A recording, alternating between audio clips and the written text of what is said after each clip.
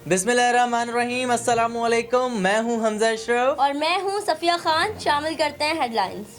15 सितंबर से तालीमी इदारे मरहलावार खुलेंगे। शफकत महमूद और फैसल सुल्तान की प्रेस कॉन्फ्रेंस। कहा, कोरोना का खतरा कम नहीं हुआ। यूनिवर्सिटी और कॉलेजेस पहले खुलेंगे। सेकेंडरी और प्राइमरी स्कूल उसके बाद खोले जाएंगे। हतमी फैसला 7 सितंबर के जायजा इजलास के बाद होगा।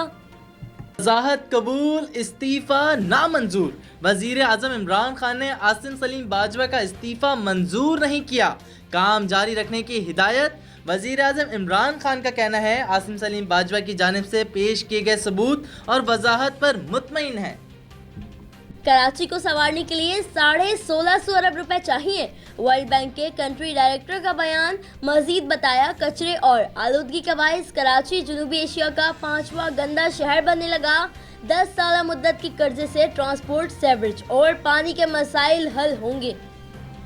इस्तीफा तो आ गया, मगर दाल में कुछ काला है। बिलावल भुट्टो को जीआईटी और गिरफ्तारी का इंतजार।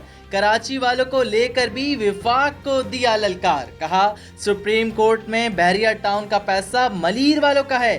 सिंध के हर मुतासरा इलाकों को हक देना पड़ेगा, वरना छीन कर लेंगे।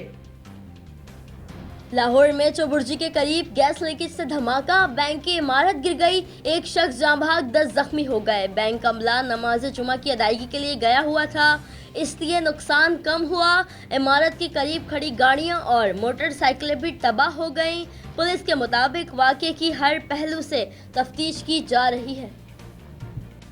कराची में बरसाती नालों को तजावीज़ात से साफ करने का मिशन। फेज 1 में गुज्जर नाले के दोनों अतराफ से सॉफ्ट इंक्रोचमेंट कर दिया गया। नाले पर कायम रिहायशी इमारतों का सर्वे शुरू। मकीनों को मुतबादिल जगह मिलेगी। सिंध हाई कोर्ट ने ऑपरेशन रोकने की शहरियों की दरखास्त मुस्तरद कर दी। न्यूज़ स्टूडियो से फिलहाल इतना ही। मजीद खबरों और अपडेट्स के लिए विजिट करें हमारी वेबसाइट csnlive.tv। इसके अलावा आप हमें फेसबुक और ट्विटर पर भी ज्वाइन कर सकते हैं। देखते रहिए CSN।